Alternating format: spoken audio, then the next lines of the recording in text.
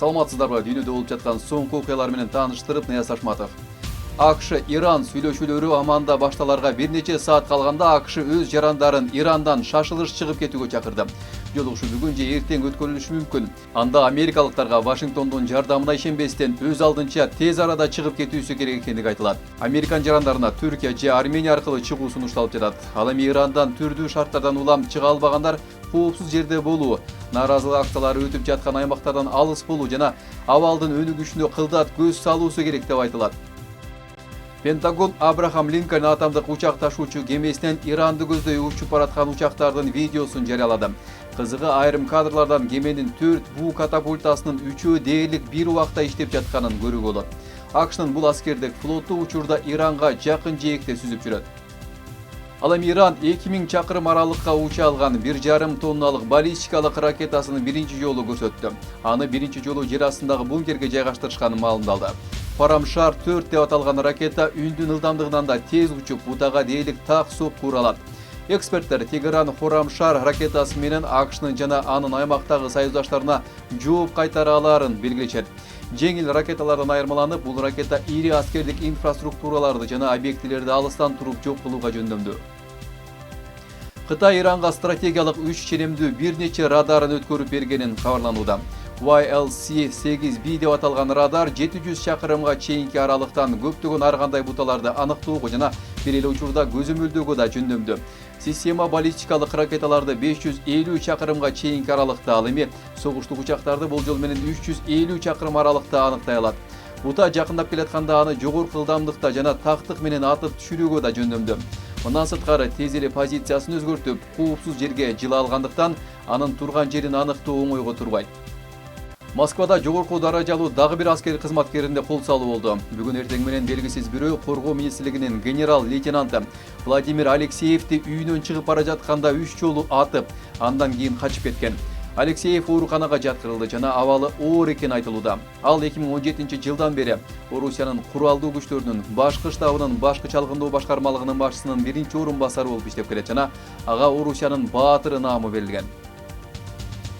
Орусия менен АКШ өзөктүк куралдар боюнча чектөөлөрдү дагы жарым жылга узартууга макулдашты.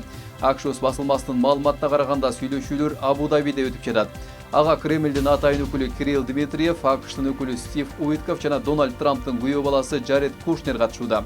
CHB-3 келишими 2011 жылы кол коюлуп, 10 жылдан кийин узартылган. Анын мөөнөтү 5 февралда аяктап, 1972 жылдан бери биринчи жолу Москва менен Вашингтон ортосунда өзөктүк куралдарды чектеген келишим токтоду. Маалымат булактарынын айтымында тараптар дагы 6 ай бою CHB-3 келишиминин шарттарын сактоого макул болушту. Бул келишим ар бир өлкөгө 1550дөн ашык жайгаштырылган өзөктүк түрмөт кармоого тыюу салат. Ушул мөөнөт ичинде келишимдин келечеги талкууланмакчы. Кытай Starlink сыяктуу спутниктердин ишин үзгүлтүккө учурата алган дүйнөдөгү биринчи микротолкундуу куралды иштеп чыкты. Башкача айтканда, ал спутниктен таратылган интернетти өчүрө алат. Бул түзүмдү жүк ташуучу унааларга, кемелерге жана учактарга жайгаштырса да болот. Муну менен ракеталык чабуулдарсыз эле спутниктик байланышты бөгөттөөгө жаңы жол ачылышы мүмкүн. Эскерте кетсек, Ирандагы жапырт нааразылык акцияларын координациялоодо Starlink спутник интернети чоң роль ойногон. Андан кийин анын улуттук коопсуздукка тийгизчү коркунучу тууралуу суроолор көтөрүлгөн. Израиль Газага сокку уруусун улантып жатат. Акыркы бомбалоо бери дегенде 24 адамдын өмүрүн алды. Израилдин коргоо министрлиги чабуулдар офицерлеринин бири душмандын огунан жаракат алганына жооп катары жасалганын айтып актанууда.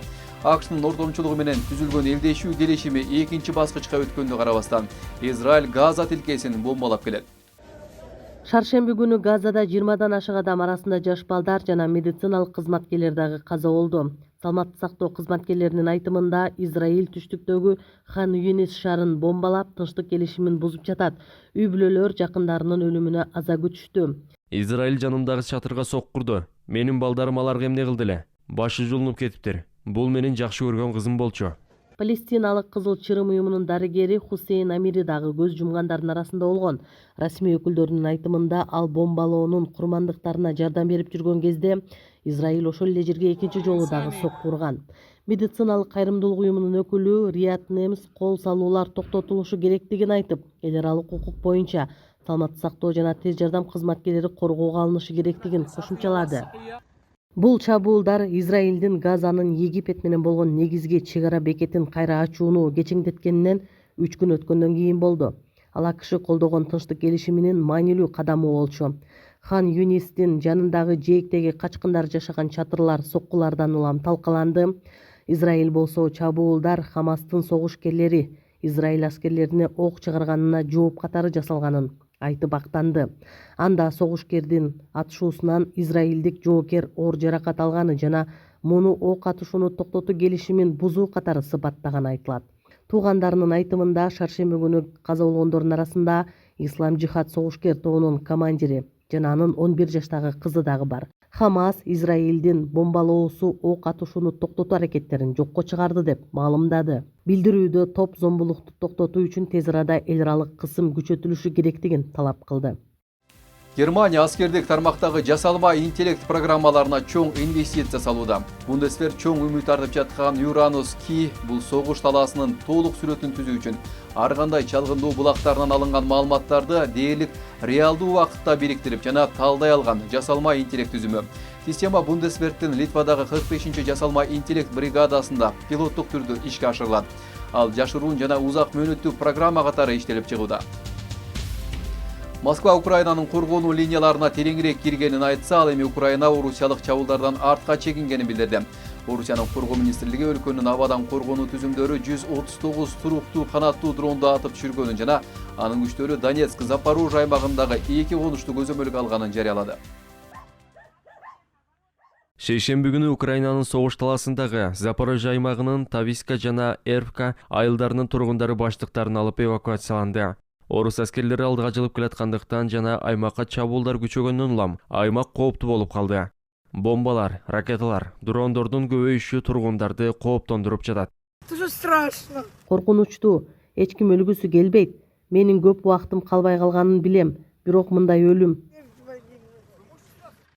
5 баланын энеси Марина Вишневканын айтымында аткылоодон улам аймак кооптуу болуп баратат. Баары жакшы болот деп ойлогонбуз. Аларды артка сүрүп, мунун баары токтойт деп күткөнбүз.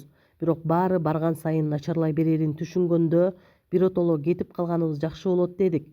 Украинанын аскерлери акыркы жумаларда түштүк чыгыш фронтунун негизги аймактарында салгылашуулар күчөгөнүн билдиришти. Жашоочуларды эвакуациялап жатканда Украин полициясы жакын жерден дрондун кабелин тапканын билдирди. Це оптоволоконна. Бул оптикалык кабель. Ал душмандын дронуна туташкан. Оператор дронду радио аркылуу аралыктан башкарып олтурат. Ал аны ушул оптикалык байланыш аркылуу башкарат. Эгер мындай зымды көрсөңүз, үзүп салыңыз, ошондо байланыш токтойт. Орусия менен Украина Абу-Дабиде АКШнын ортомчулугу менен жүргүзүлгөн тынчтык сүйлөшүүлөрүнүн жаңы айланпасын баштаганда, Москванын күчтөрү фронттун бир нече бөлүктөрүндө алдыга жылып жатышат. Орусия Кремль өзүнүкү деп эсептеген 4 аймактын биринин борбору Уперияга карай жылып келатат. Биткоиндин баасы 16 айлык эң төмөнкү чекке жетип, бир түндө $60,000 чейин арзандады. Дүйнөдөгү эң ири криптовалюта сооданын аягында $60,000 түшкөн. Бул 2024 жылдын октябрь айынан берки эң төмөнкү көрсөткүч. Ал бир жуманын ичинде 16%га төмөндөдү. Дүйнөлүк криптовалюта рыногу октябрь айынын башында $4 триллион ашкандан бери болжол менен $2 триллион баалуулугун жоготту. Акыркы бир айда эле $1 триллион ашык жоготуу болду. Сиздер дүйнөлүк жаңылыктар топтому менен тааныша алдыңыздар. Кайрадан эфир аркылуу жолугушканча сак саламат болуңуздар.